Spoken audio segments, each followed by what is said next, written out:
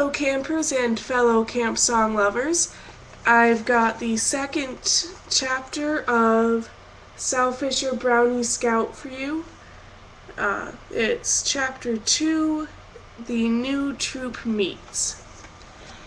The minute school was over on Thursday, Sal, Nancy, and Karen rushed to the kindergarten room. It was the day of their first troop meeting. Mrs. Peterson was there ahead of them. She wore her Brownie leader's uniform, and she was printing something on the blackboard. "When do we start, Mother?" Karen asked. "Not quite yet," Mrs. Peterson said. "Mrs. Feldman and Mrs. Jackson are coming to help me.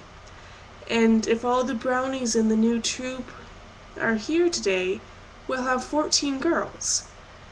Here comes my mother now," Nancy called from the window. "She's got the refreshments. Let's go meet her." When Sal, Nancy, and Karen came back, most of the girls were there. Everybody wanted to peek at the beautiful chocolate cupcakes Mrs. Feldman had baked. Mrs. Peterson told Nancy she was the hostess because her mother had brought the food. As hostess, Nancy was to pick another girl to help her serve. Nancy chose Sal, and they helped Mrs. Feldman fold napkins and put cupcakes on the platter. Let's sit in a circle and get to know each other while we have our party," Mrs. Peterson said. They all helped form the circle, and Nancy and Sal began to pass the cakes. "There seem to be 3 empty seats," Mrs. Peterson said. She looked at her list of names. 2 seats for Nancy and Sal after they passed the cakes. "Now let me see, who is missing?" "It's Linda Moore," Karen said.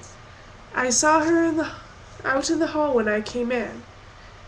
Mrs. Peterson went out of the hall and closed the door behind her. When she came back, Linda was with her, but Linda's face was white and she looked as if she had been crying. "Come and sit here next to me and have a cupcake," Mrs. Jackson said. Linda shook her head and looked down at her shoes. She backed away and stood next to the door. Mrs. Peterson took a small chair over to her, but Linda wouldn't sit down. Soon Mrs. Peterson took her own seat, and Sal served her.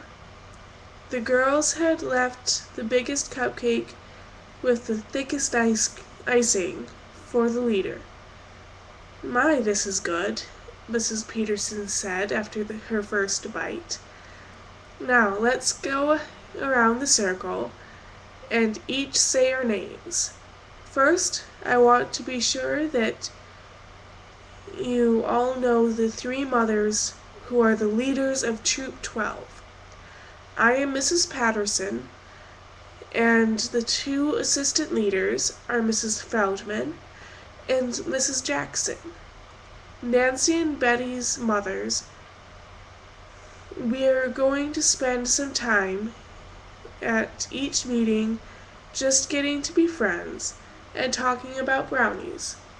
Now let's say our names." The first one to speak was Virginia Hill, sitting next to Mrs. Peterson. She shouted her name in such a loud voice that everyone laughed.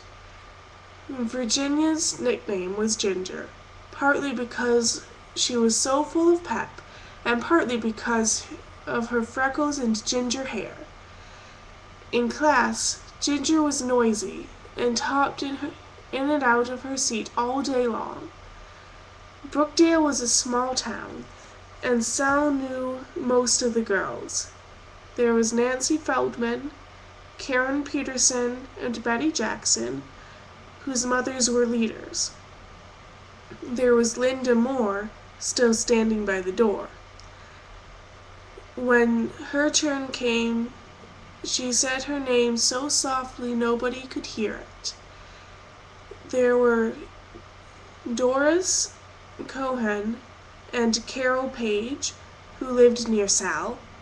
There was Holly Bishop, who had broken her hip, but was well again at last. There was Anna Sumac, who lived on the farm.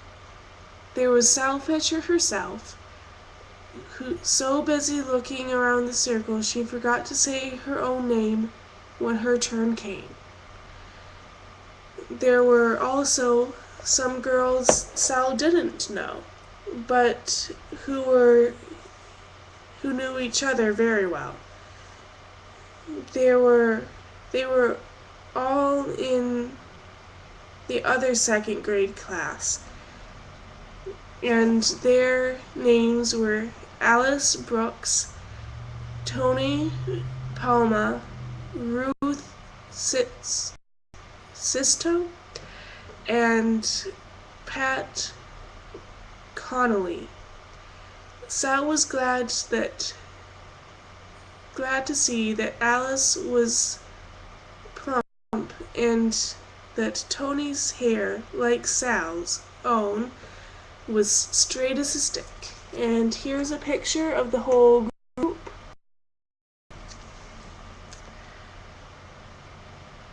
We're going to have 3 years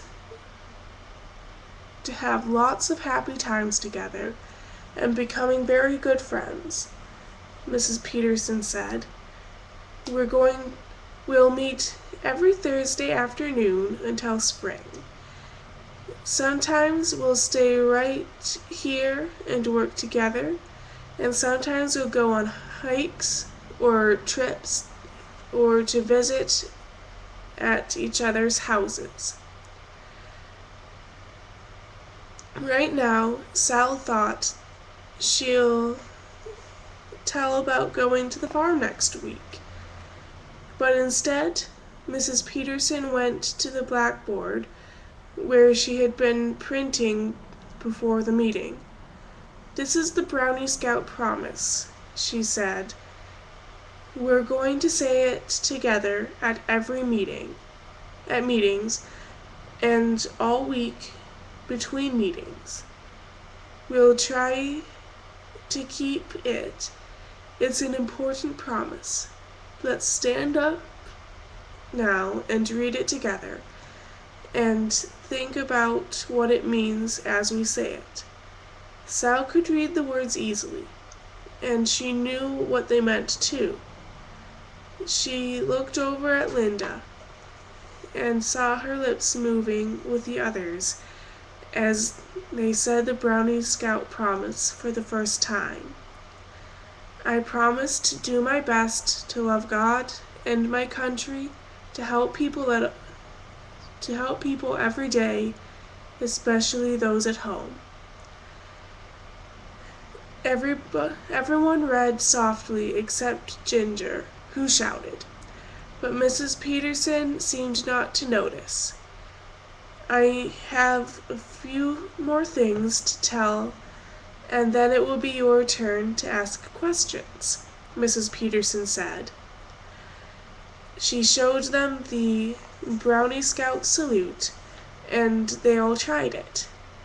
They raised their right hands to their forehead and learned to hold their first 2 fingers out straight while their thumbs held the 2 shortest fingers. Ginger wiggled her 2 fingers that were supposed to be out straight, trying to make the other girls laugh. "We hold the 2 fingers straight," Mrs. Peterson said, "because the Brownie Scout promise has 2 parts. when you when you are 10 and fly up to be Girl Scouts, you will have a new promise with 3 parts. Then your salute will be different, too, with 3 straight fingers. She showed them the Brownie greeting sign, and it was just like the salute, except they raised their hand to their shoulder instead of to her head. They practiced the Brownie handshake, shaking hands with their left hands while they did the salute at the same time. They walked around in a circle, trying it with each other. And here is a picture of them practicing the handshake and salute. And I'll end this episode and make another one for the second part of this chapter.